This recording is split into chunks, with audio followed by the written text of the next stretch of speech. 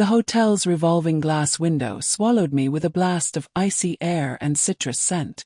I'd rehearsed that entrance the entire way. A glittery graffiti dress, low heels so as not to apologize to the floor, hair tied in a tight bun, a name tag already hanging with my naked, unfiltered photo. Inside, everything seemed designed so no one would need to touch anyone. Gray carpet, perfectly symmetrical round tables, cold lights that polished people like glasses. And there I was, a black woman in her 30s, with a tired body and a straight spine, crossing the lobby like someone learning a language and finally deciding to speak it aloud. The sound of silverware came in waves.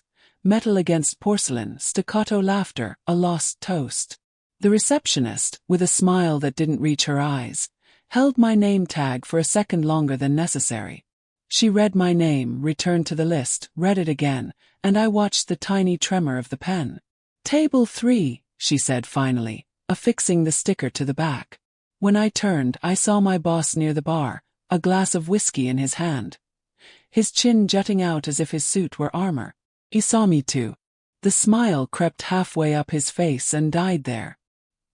He approached slowly, as if avoiding stepping in a puddle. "You don't belong here." It was low, but it came through. It wasn't the first time he'd said it without saying it. In that room, however, there were witnesses. Even the walls record when the phrase meets cold tile. I breathed from my diaphragm, as my mother taught me as a girl. Enter, count 4. Leave, count 6. The oxygen brought me back to balance. I didn't react. The best answer, I already knew, is the one that becomes the test. I touched my cell phone inside my bag and felt the comfort of the recording in the background. A habit learned from years of forgetting who presented, who led, who delivered. It wasn't paranoia, it was method. As he walked away, the hostess pointed to the main hall, and I followed in that direction, measuring my steps like someone measuring a heartbeat. As I passed the first row of tables, a colleague looked down at the floor. Another straightened his tie as if my presence wrinkled the fabric. Table 3, indicated on the sticker, wasn't empty. My name on the placeholder had been crossed out with blue pen and rewritten in hurried handwriting. Table 12. They didn't offer an explanation. They smiled with those catalog-like teeth and said, "Seating restructuring, dear." Here. I walked to the back, where the air conditioning seemed to be blowing straight from the Arctic. At table 12, a flower arrangement was already apologizing for its existence. I placed my bag on the chair, lined up my fork with my plate, poured myself a drink of water, and watched the flow of people. The photographer circled in a zigzag pattern like a bee. Every time his lens pointed at the executive table, someone straightened their back. When the focus passed me, the movement accelerated to capture something else. Anything else. The microaggressions arrived like a fine rain. A waiter spilled 2 drops of wine on my napkin and apologized without looking at me. A manager from another department nudged her friend's arm and asked if I was from the supplier or the agency. A junior analyst offered to help me open the water bottle. I counted mentally. 1, 2, 5, 8. With each count, I anchored my body in the chair, feeling the texture of the fabric, the weight of the bracelet on my wrist, the cool rim of the glass. It wasn't immobility, it was aiming. Their humiliation pierced me but didn't hold me back. I was an open file saving versions. And each version stored a time, a face, a voice, a smell. The stage's scenography lit up in a blue gradient. The master of ceremonies recited sponsor names with the poise of an old radio actor. On the screen, slogans about human capital and culture of inclusion played in a loop, like a screensaver in a real person. In the background, I heard the leather of shoes rubbing against the carpet and the click of silver bracelets on other people's wrists. I thought about how many times my work had arrived on stage with a different badge. I thought about how the word image had been cutting through my reports like a butter knife. Speak softer, soften the tone, change the verb, fix your hair, change the photo, use gray, disappear a bit, please. The band began to tune. A sax blew a timid lament. A group from marketing passed by me, and one of them said, without lowering the volume, "We need to standardize the leadership's image." Standardize the image, I repeated internally, letting the 3 words touch my gums. They had the metallic taste we feel before bleeding. I glanced at the clock on the screen. I noted the time. In the opposite corner, my image grazed a secondary monitor, a stubborn reflection that escaped the curation. I lifted the glass of water just enough for the camera to capture the movement. A mental note. The system also fails, and when it fails, it tells the truth. That's when I realized the seating chart on the event app, the one where I was supposed to be at table 3 with the operations team, had been updated 15 minutes after I arrived. The change carried a digital ID. I saved the screenshot. I emailed it to myself with the neutral subject line. Notes from the evening. The duplicity of corporate life gave me a sad smile. As they moved me around the room, I created the trail that would bring them back to their starting point. I felt my skin crawl beneath the fabric of my dress. It wasn't fear. It was focus. From the stage, my boss was now quietly conversing with the master of ceremonies. He gestured with his free hand, as if orchestrating a choreography of credibility. He loved the word meritocracy, like someone who worships their own reflection. I watched the vein in his neck pulse with the rhythm of someone experiencing power as dessert. My mouth went dry, and reflexively, I reached for the glass. The water went down, and with it came an old memory. My mother holding my face as a child and saying, "Not every room was built for you, daughter, but every door has a crack." The entire hall gasped as the lights dimmed another notch. I felt the air change temperature as if someone had opened an invisible window. The master of ceremonies walked to the center, smiled at the main camera, and announced, with rehearsed pomp, the beginning of the speeches about the values that unite us. A sound technician crouched at the side of the stage, adjusted cables and tested buttons. The main microphone was placed on its stand. A dry crack grazed the ceiling like a struck match. And then, before the first official word of the night, the system hissed, loud enough to silence all the silverware. The boom of the microphone was still echoing as the waiters began circulating with gleaming trays of appetizers. I remained at table 12, watching the ballet of bodies, each occupying the space as if rehearsing their right to exist there. Conversations drifted between laughter, job titles, and international travel. The sound of influence was always the same, deep, confident, masculine. When the waiter stopped at my table, he served everyone around me and saved my dish for last. A detail perhaps, but details are scalpels, and I've learned to feel each cut without bleeding. "You work at the events agency, right?" asked a blonde woman in a lilac blazer, her smile polite and her gaze scrutinizing my hair more than my answer. "I'm an operations manager," I replied. She blinked twice and let out a long ah, the kind that fills the silence with polite embarrassment. The man next to her pretended to read his phone. I turned back to the stage, but I caught their reflection in the glass. Two smiles exchanged, quick, like a password. On my phone screen the red icon blinked, voice recording still active. The ambient sound captured every nuance. The pause before a name, the muffled laughter, the "she's too articulate," someone muttered behind me. I didn't need to crane my neck. I could just save the file later. My job for now was to remain still, capturing the kind of silence that speaks most. The one that thinks no one is listening. When the waiter returned with our drinks, he set a glass of white wine beside me and said, "Careful, it's dry, you might prefer it sweet." I raised my glass and toasted myself, to the sweetness they expected and the acidity to come. Sometimes I wonder how many times we, black women, have made ourselves invisible out of pure survival instinct. How many times have we smiled at tables where we knew they didn't want to see us? I've grown accustomed to this kind of strategic invisibility. It's not weakness, it's camouflage. It's the silence before the turn. The master of ceremonies announced the first lecture. My boss was still standing, laughing loudly with the group of directors. Every now and then, his gaze would pass over me, as if checking to see if the problem was still there. With each glance away, I captured another mental snapshot. Revenge, I learned early on, is a puzzle, and each piece comes disguised as an insult. A newly hired analyst approached, a little shy.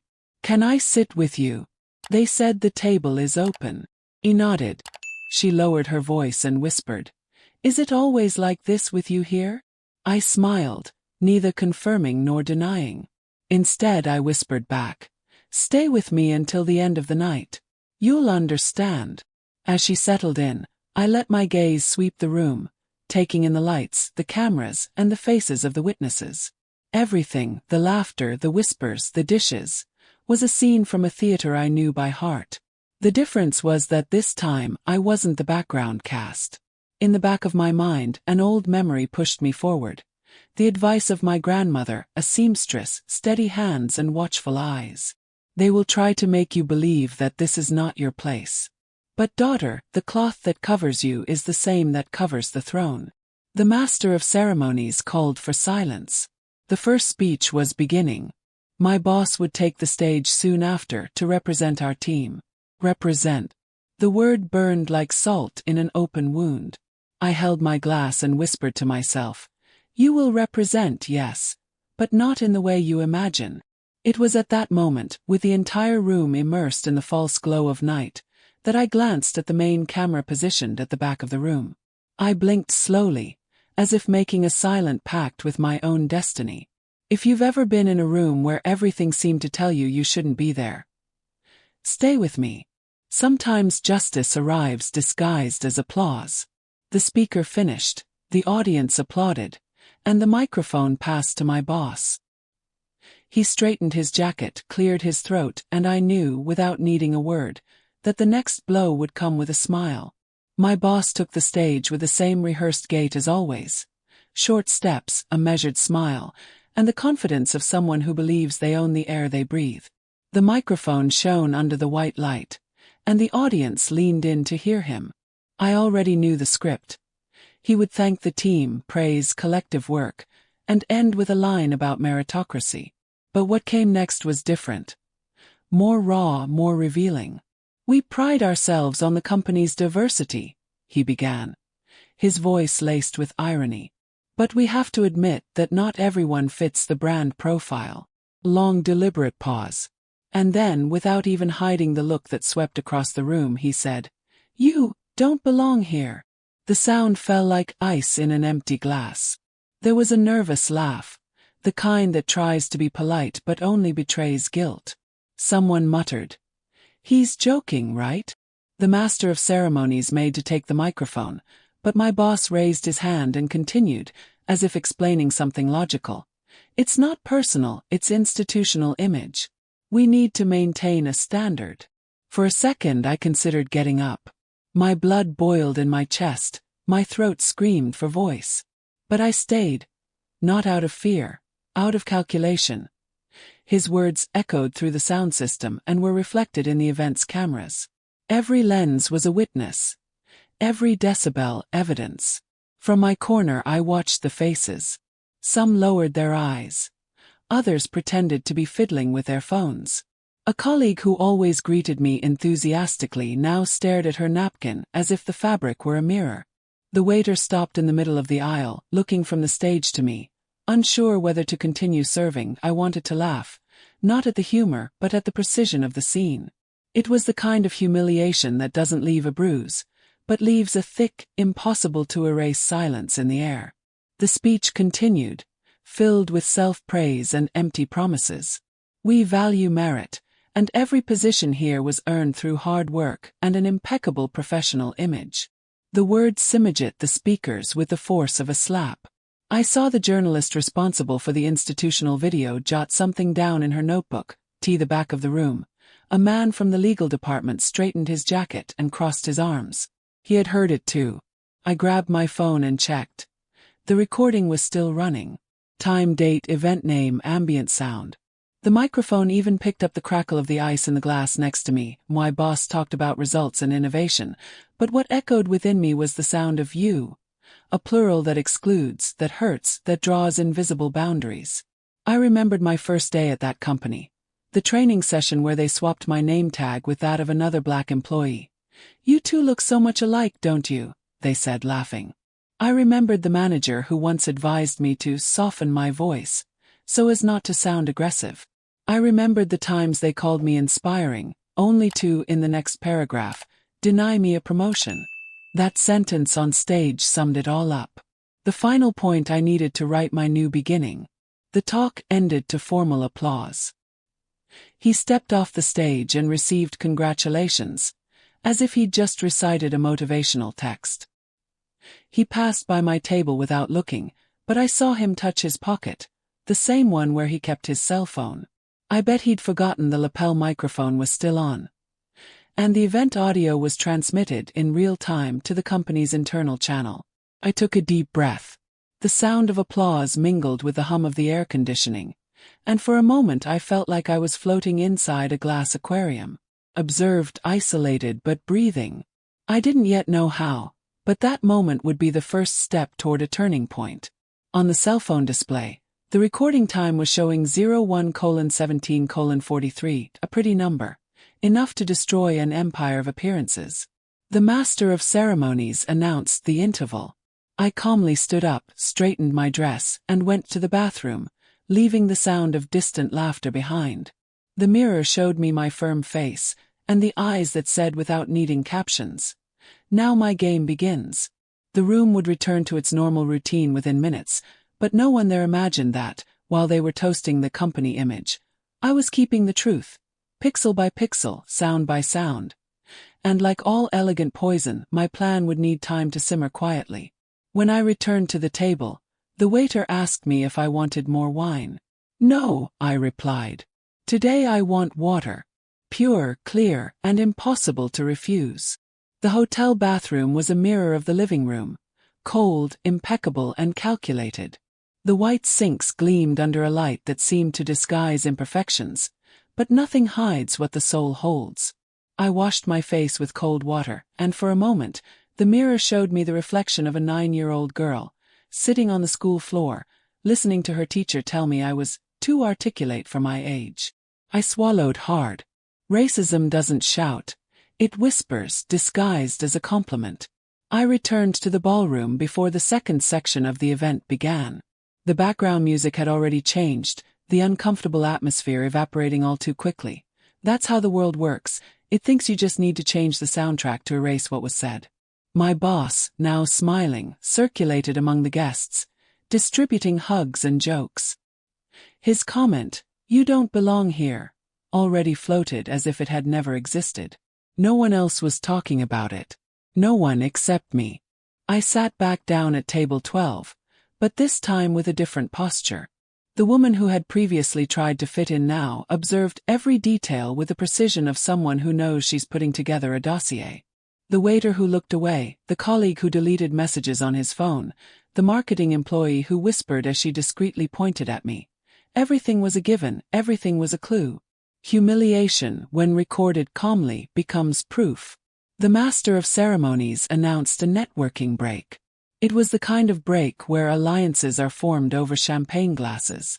I walked among the groups, hearing fragments of sentences. "She exaggerated, he didn't mean it. But he's so polite, he would never be prejudiced. These things are so sensitive nowadays." Those things went through me like glass. Those things, as if what I'd felt were a category, a footnote. No one asked what it was like to live with always being those things. I stopped at the bar and ordered just sparkling water. The bartender served with a mechanical gesture, and I noticed his hand tremble as he touched the glass. Maybe he'd heard it too. Maybe he knew my boss's words wouldn't die there. I grabbed my phone and opened my recent emails. One name caught my eye. Compliance Department, external audit completed. The body of the message was technical, but one highlighted line made me hold my breath. Operations Management, performance 142% above average. Recommended for leadership expansion. There was the counterpoint. While he called me "you guys," the audit ranked me among the company's top performers. The irony almost made me laugh. I pressed Save as PDF, duplicated the file, and sent it to my personal email with the subject line, Database. Then I opened the recorder. The audio file had captured his entire speech. Clear, without noise. I listened to it again, not out of masochism, but to record the tone, the rhythm, the way the room fell silent after the sentence. It was important to remember the sound of silence. It also bears witness. Across the room I saw my HR colleague, Clara, a black woman like me, but long accustomed to pretending she didn't see. She avoided my gaze, which was almost a silent apology. When our eyes met, she quickly looked away, but her hand made a small gesture, imperceptible to anyone who couldn't read. A touch to her own necklace, 2 fingers together. It was the signal we used when we wanted to say, "Hold on, there's more coming." And it really did. The lights began to flicker, calling everyone back to their tables. The next panel would be on corporate ethics. I almost laughed at the absurdity. Ethics. I sat down, took a deep breath, and let the sound of footsteps echoing on the carpet become the soundtrack to my thoughts. I knew what to do. Wait. The stage was theirs for now, but time was slowly turning in my favor. As the guests settled in, I thought of my mother, who always said, "Our silence scares those who only know how to assert themselves through noise." She was right. As the panel began, one of the directors mentioned the importance of genuine representation. I looked at his face and realized that even good intentions are tinged with convenience. No one there wanted to change the system, just polish the appearance of what already existed. But I didn't want polish. I wanted justice. The panel continued, the speeches piled up, and for a moment I let my gaze escape out the glass window that overlooked the illuminated avenue. Each passing car seemed like a reminder. The world outside keeps turning, but some truths need to stop the clock. On the cell phone screen, a notification flashed, an internal message from an unknown employee. I saw what happened. "If you need anything, I can help. I have access to the recording of the event." My heart raced. I took a deep breath. Evidence breathes, I thought. And sometimes, it breathes down the throats of those who can no longer stomach injustice. I looked up at the stage, where my boss stood smiling beside the CEO, and felt the first spark of power ignite within me. It wasn't revenge yet, it was clarity. And lucidity, I knew, is the first step towards justice. The panel ended with lukewarm applause and plastic expressions. As people dispersed for another round of networking, I sat motionless, as if listening to the echo of my own pulse. It wasn't anger. It was the kind of calm that comes when the body understands that danger has become a given. My phone vibrated. The anonymous message reappeared. "They deleted part of the event video, but I saved it beforehand. Let me know if you want it." I saved the contact without responding. Sometimes survival depends on knowing when to shut up, and when to record. I stood up slowly. I walked to the side hallway, where the women's bathroom was. The echo of my heels on the marble sounded like a drumbeat inside my chest. When I closed the door, silence came like a harsh embrace. I looked in the mirror, and for a moment, the image didn't look like me. Stiff shoulders, a weary look, the posture of someone who has learned to swallow the world so as not to be swallowed by it. I placed both hands on the sink and whispered to the reflection. "They belittle me because they are afraid of my size." The reflection didn't respond, but blinked a discreet tear. Not of pain, but of contained fury. I grabbed a tissue, took a deep breath, and the scent of mild soap reminded me of my grandmother. "Never let them think they broke you, girl. Let them think they polished you." I opened the audit email again and reread the numbers. 142% above average performance. How many times had these same numbers been used to reward others? Male, white, younger, with password-like last names. I closed my eyes and felt the exact moment of humiliation again. The room, the microphone, the "you don't belong here." Those words still echoed inside me like rust scraping metal. When I returned to the mirror, a new force inhabited that reflection. The pain was there, yes, throbbing, but now there was purpose. The shame they tried to inflict on me had become a tool. I grabbed my cell phone and started organizing the tests, the audio of the speech, the print of the table changed, the audit email, the anonymous message about the video. I created a new folder called Light, and saved everything there. Light. Because that's what I planned to light, even if for some it burned out. I opened the notepad and wrote a single reminder. Revenge needs form, not fury. I erased the smudged mascara, straightened my bun, and left the bathroom. The room was noisier now, the kind of noise that comes when conscience tries to hide guilt. I passed between the groups, feeling glances that shifted away like someone fearing the mirror of their own cowardice. My boss was in the corner, laughing loudly. His teeth were white, his glass was full, and he had the confidence of someone who thinks he's won. He didn't notice that the soundboard where the technician was checking the system had a red light on. My heart raced. I recognized the technician. He was the same one who always adjusted the microphones before all hands meetings. A silent man, the kind who sees more than he speaks. When our eyes met, he nodded subtly as if to say, "It's recording." I didn't smile. I just nodded in thanks and moved on. As I stepped out onto the terrace, the night wind brought the scent of rain and the perfume of artificial flowers. I took a deep breath and closed my eyes. For a moment, everything was silent. If you've ever felt your soul burn for being invisible where you deserve to shine, tell your story. Sometimes it's through speaking out that justice begins to breathe. When I opened my eyes, an idea began to form. Slow, precise, inevitable. The pain was becoming architecture. And what I was going to build with it, no one would be able to tear it down. Back in the hall, I saw the clock read 9:43. The Operational Excellence Award would be announced at 10. And my boss would be the presenter. I didn't know yet if the trophy would have my name on it, but I was sure that the next time he took the microphone, it wouldn't be to speak, it would be to listen. The clock struck 9:50 p.m. when the room began to recover.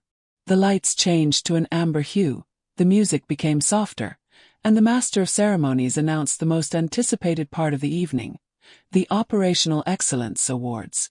People began to shift in their seats, and I felt the air shift, that sweet tension of waiting to hear your own name or that of a friend. My boss stood center stage, microphone in hand, with the smile of someone who believes he's the master of the narrative.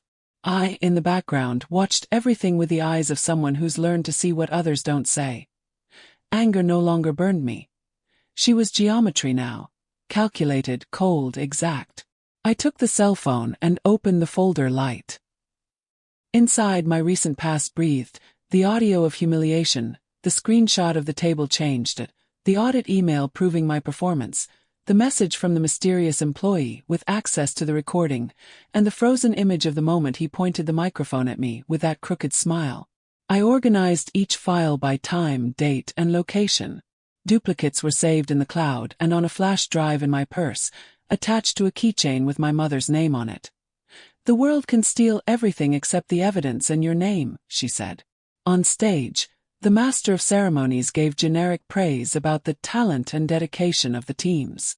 "And this year's winner is," he announced, but before reading, he passed the envelope to my boss. It was there that time seemed to stretch out. My chest wasn't beating faster, it was beating steadily. He opened the envelope, held up the paper and feigned surprise. "Operations team. Plus. Toasts." But the name he said next wasn't mine. It was from an analyst who worked under my supervision. A good guy, but without half the results that were in the audit. People stood up to applaud, and the photographer ran onto the stage. On the screen, an image of the team appeared. Cropped, edited, corrected. I wasn't in it. They erased my face as quickly as they moved me to another table. My whole body went silent. Not the silence of shame, the silence of preparation. Because at that very moment, the evidence breathed. I picked up my cell phone and typed a short message to the anonymous number. "I have everything. Send me the full video." The answer came in seconds. "It's already in your email. And on the internal server, before they delete it." I opened the link. Video of the event showed the exact moment he said, "You don't belong here." Clean sound, sharp image, date set. And in the corner of the screen, the company's own logo, the unintentional signature of the crime. I looked at the stage. He held the trophy in his right hand, waving to the audience, smiling at the main camera. On the sidelines, the CEO applauded, unaware that the show was about to take a different turn. I could have acted there, taken the microphone, shouted the truth in front of everyone. But no. The most beautiful revenges don't scream, they synchronize time. I looked down, opened the email app, and composed a new message.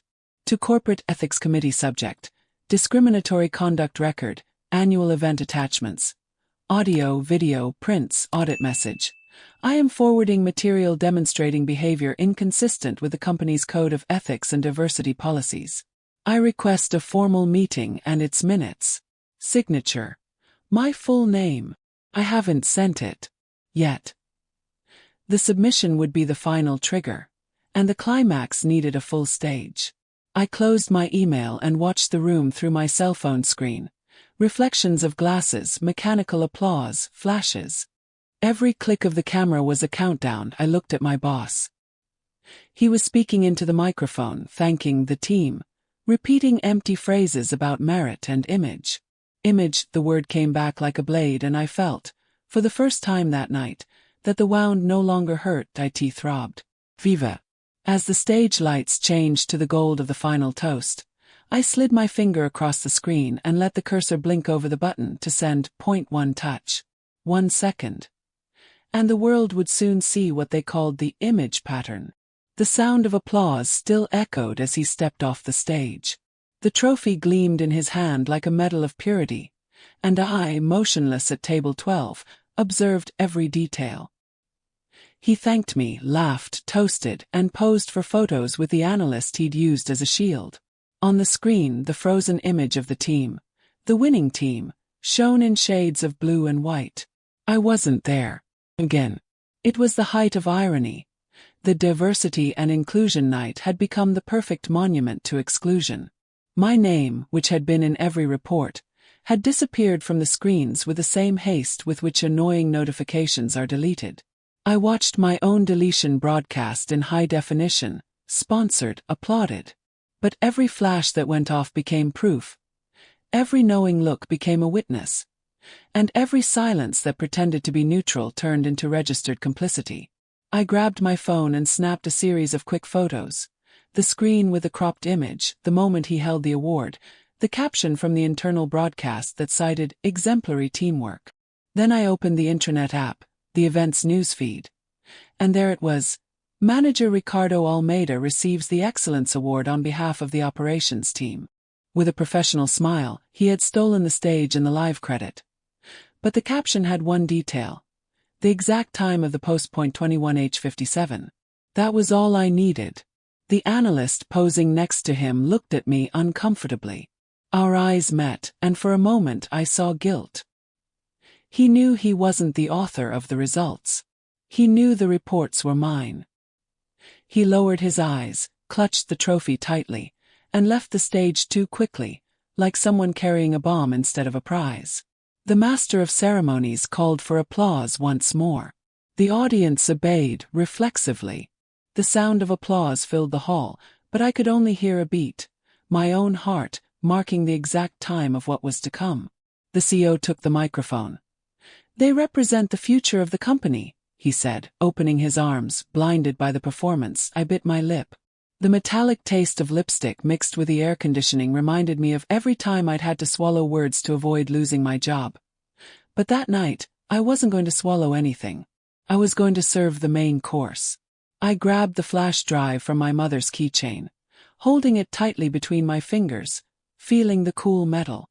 In the center of the room, the spotlights changed to a golden hue, and a secondary screen, the side screen, began showing a preview of the institutional video that would close the event. It was the perfect moment. The lights went out. The video began. Smiles, office scenes, phrases about inclusion and growth. The soundtrack rose, melodious.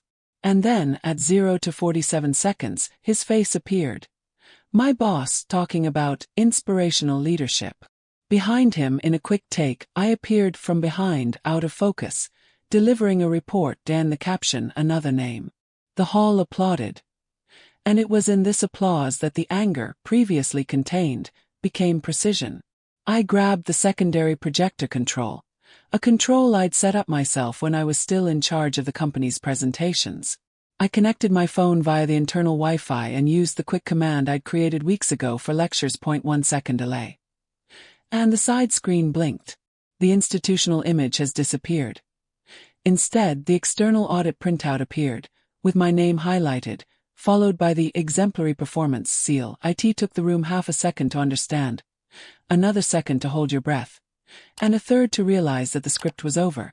I got up, the stage lights were still focused on the center, but now all the attention was on the side, where the truth shone in clear letters.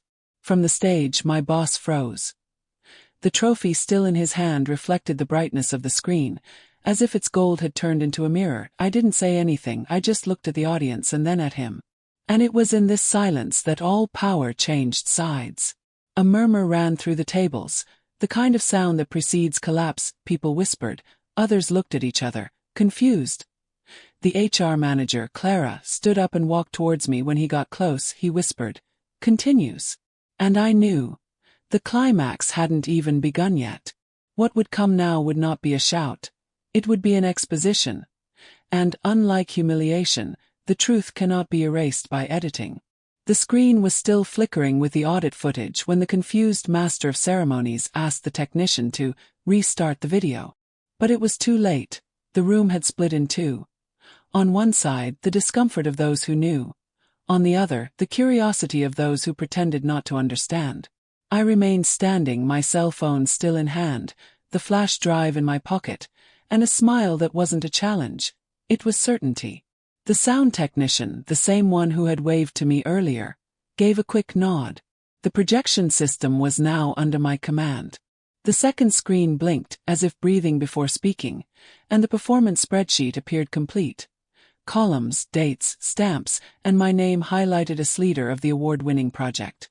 My boss took 2 steps forward, tripping over his own shadow.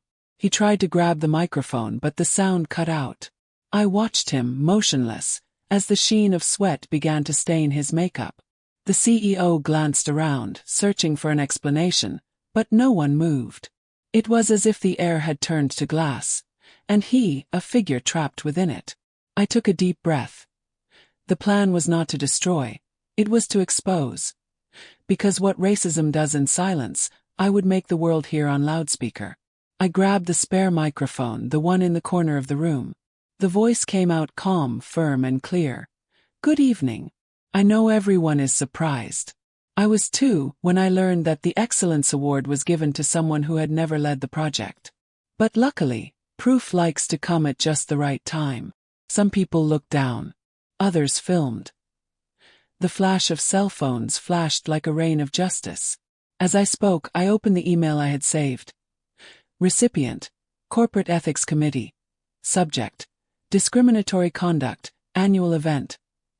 Attachments, audio, prints, video, audit report. Point 1 touch. Send. Oh, I am Inshipin echoed louder than any applause. Instantly, the notification arrived on the board's tablets, the devices resting on the VIP tables.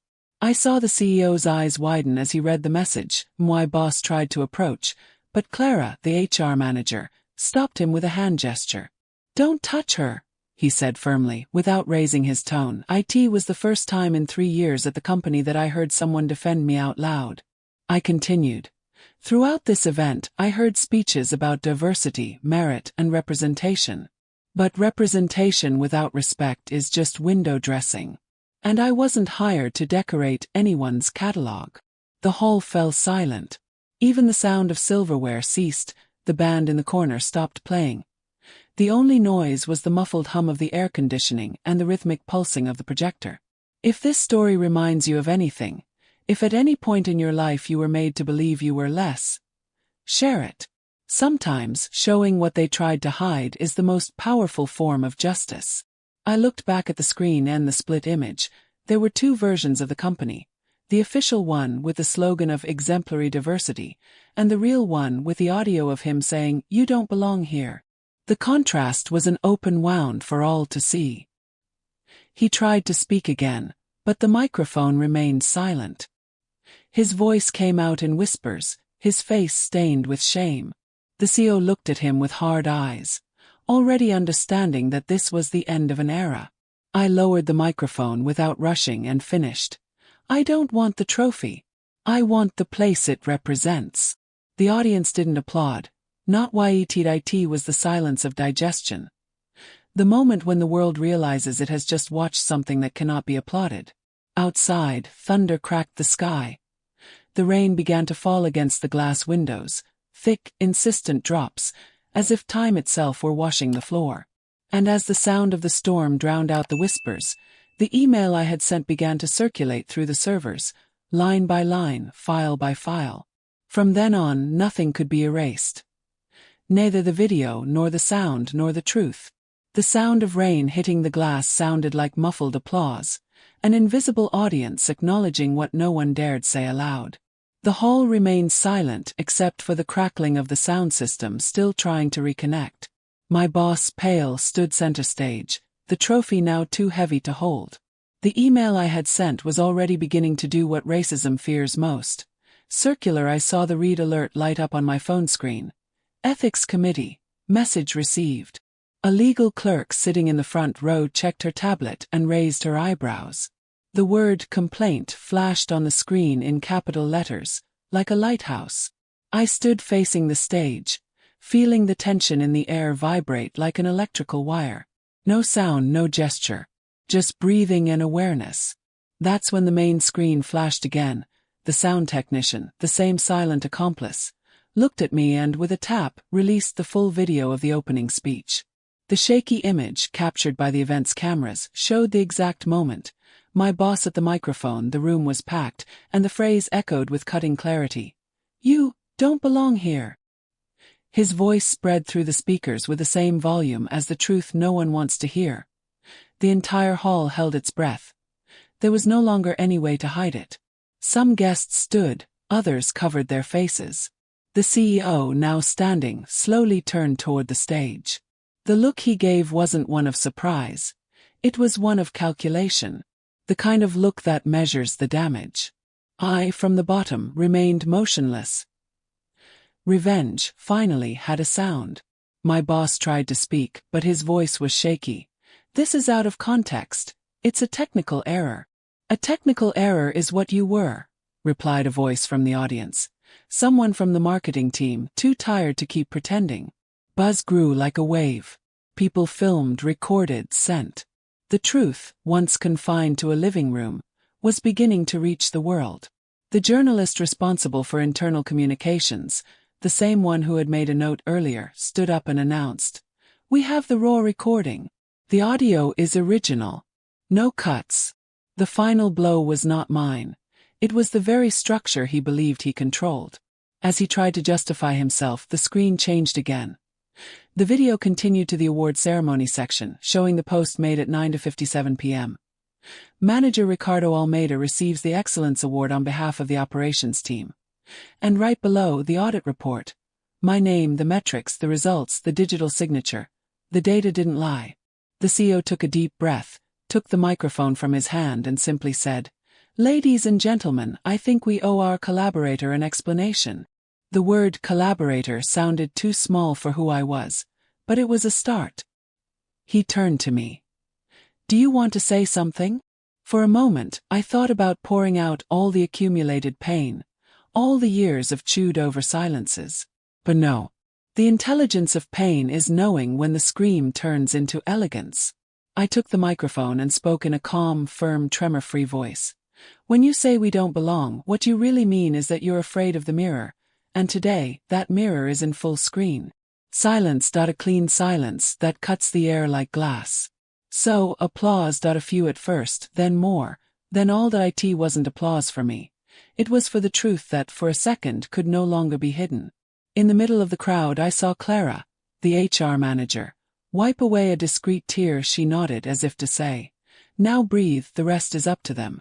The CEO returned to the microphone, his voice controlled. "From this moment on, we have suspended Mr. Ricardo Almeida from all duties until the end of the investigation." And there, in front of the cameras, the cups and the slogans about diversity. His empire began to crumble. But the real victory was yet to come. Because what I had achieved was not a position, nor an apology. It was something much bigger, the right to exist without asking permission. And in that instant, as the sound of applause mingled with the thunder outside, I knew. The turn was no longer invisible. She had a face. And the face was mine. The storm outside was already beating like a drum against the windows when the CEO concluded his suspension announcement. The audience didn't know whether to applaud or stand and leave. That awkward silence that arises when the truth disrupts the party. Glasses trembled in hands, and the stage lights cast shadows that seemed more sincere than the faces. I remained standing, facing them, and my boss, now ex-boss, was still trying to compose himself. The microphone was off, the trophy loosely clutched in his fingers, his tie askew. He looked around like someone searching for a way out of a maze of mirrors. But there was no way out. The stage that had always protected him was now the place of sentencing. The CEO approached me, his voice neutral, trying to regain solemnity. "Want to call it a night, my name?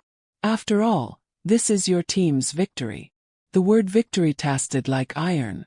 But I smiled, I grabbed the microphone, took a deep breath, and my voice came out clear, cutting through the air with calm and precision. For a long time I thought being good at what I do would be enough. That talent, numbers, and effort would make me visible. But I've learned that, for some, what they see first is the color of our skin. And when this happens, work stops being measured, it starts being denied. The whole room could hear me, no one dared blink. Those who had previously looked away now stared at the floor, as if the carpet could swallow their collective guilt. "Tonight isn't just about me," I continued. "It's about all the times someone was told to sit in the back, to mute their voice, to change their hair, to disguise their identity. It's about every 'you don't belong' disguised as a joke. About every compliment that was poison. And most of all, about the day we decided to stop accepting silence as company policy." The camera filming the event was still running. The technician, attentive, kept the frame on me. I saw the red light flashing and thought, how nice that all this is recorded. My former boss finally spoke, his voice trembling. "You don't understand. It wasn't about race, it was about professional profile." The audience reacted with murmurs, a chorus of disbelief. The CEO lowered his face in defeat. I took 2 steps towards the stage. "So tell me," I replied, "why does my competence need a caption, and your mediocrity always goes unexplained?" It was a stroke of surgical precision. He tried to respond, but the sound of thunder interrupted him, as if the sky itself had decided to sign off on the conversation.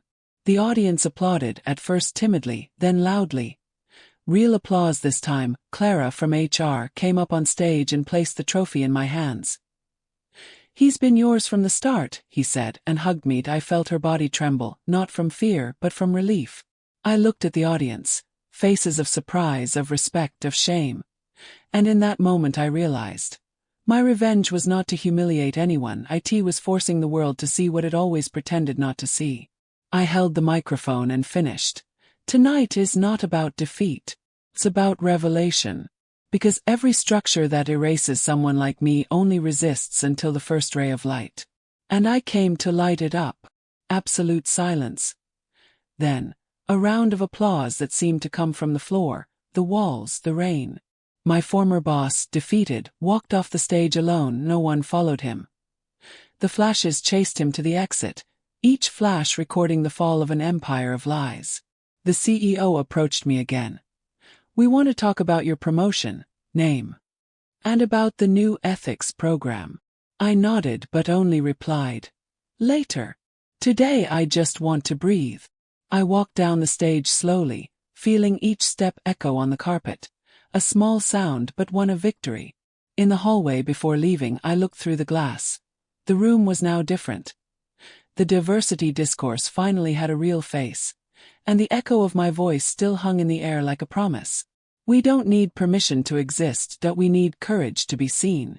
The next morning the hotel seemed different. Quiet, almost regretful. The event sign still flashed excellence and diversity, but the letters seemed to mock themselves. I crossed the lobby in the same dress as the night before, my badge tucked into my pocket, and the trophy, now mine, wrapped in a scarf. It wasn't pride, it was proof. The phone vibrated non-stop. Messages, notifications, shares. The video of the event had already escaped from the internal server and was circulating online. The "You Don't Belong Here" excerpt triggered hundreds of captions, reigniting conversations about corporate racism that the company had always tried to sweep under the rug. The repercussion was no longer mine. It was collective. And for the first time I felt the weight of truth shift sides. At 9 a.m., the call came. An extraordinary meeting with the ethics committee. I entered the glass room where previously only coffee was served to the decision-makers. Now, everyone was there, serious, attentive, trying to disguise their guilt with formality. The CEO opened the meeting in a low voice. "We want to officially acknowledge the error and repair the damage. Starting today, my name takes over as Director of Operations." His words hung in the air, reverberating. I just nodded that I didn't thank him, because a promotion is not a favor when it comes to justice. They signed documents, publicly apologized, and promised an equity program. I observed everything calmly, recording every gesture, every face. I understood then that my revenge wasn't to bring people down. It was to force the system to redesign itself around my existence. After the meeting, Clara was waiting for me in the hallway, her smile restrained, her eyes teary. "You know everything changed, right?" I responded without getting upset. "Nothing changes if we don't show what needs to be seen." She hugged me and said, almost in a whisper, "Thank you for turning on the light." I returned to my desk, the same one where I'd spent years being ignored. On the keyboard, an anonymous note. "You represented us." I felt my chest tighten, but this time with relief. During lunch, the entire company seemed to move in slow motion. Groups whispered, headlines spread, emails flew with new guidelines. Some looked at me with genuine respect, others with fear. The fear of those who know the time of impunity is over. My former boss, I later discovered, had taken leave for personal reasons. And for the first time I realized I took no pleasure in his downfall. True justice is not a spectacle. She is serenity. On the way out, I ran into the event receptionist. The same one who, the night before, hesitated when handing me my badge. She looked me in the eyes and said, "Sorry. I saw it, but I kept quiet." Reply: "You still have time to not stay anymore." She nodded. As I waited for the elevator, I looked at the reflection of the steel doors. The woman looking back at me was the same. But now whole, fatigue had become solid ground, loneliness had become an echo of something greater. The elevator opened. Inside it, the mirror returned to me the phrase that guided me since the first humiliation. "Evidence breathes." Yes, they breathe. And sometimes when they breathe loud enough, they make the world hold its breath. The elevator descended slowly. Each floor I passed was a layer of the past dissolving.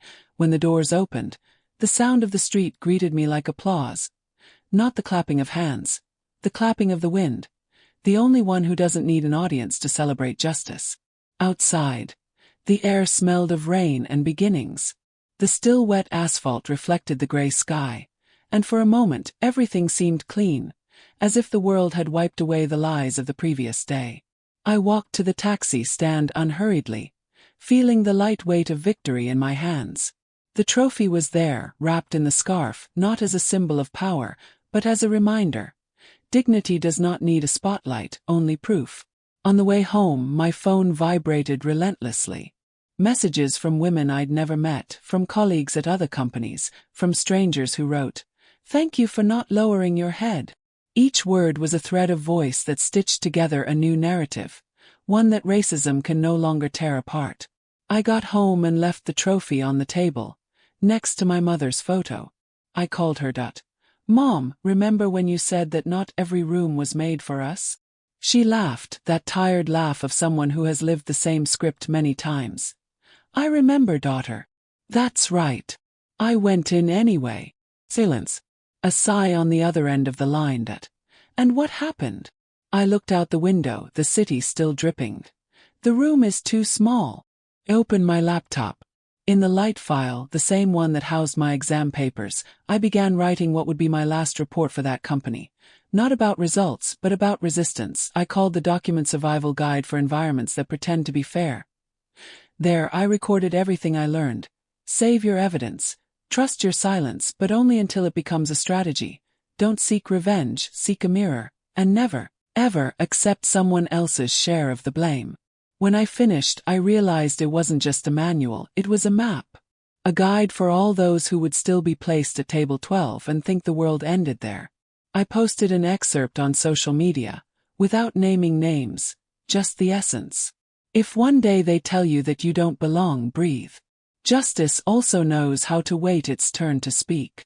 And if this story reminded you of any door they tried to close in your face, subscribe, stay with me. Because there's always a new story to tell, and every time a black woman speaks, the world rearranges itself a little more. I closed my laptop, turned off the lights, and sat on the porch. The rain had turned to a light drizzle, almost a breeze. I took a deep breath and let the wind touch my face. For the first time in a long time I wasn't tired, I was awake. In the dead of night, the cell phone vibrated once more. It was Clara. The company is launching a new leadership program. Do you want to choose the name? Smiled. I typed slowly. Flame Door 12. I sent the message and looked at the sky. The moon shyly appeared between the clouds, reflecting in the puddle of water at my feet. It was just a crack, but all light begins that way. And while the world slept, I understood. I didn't win alone, that I just lit the way.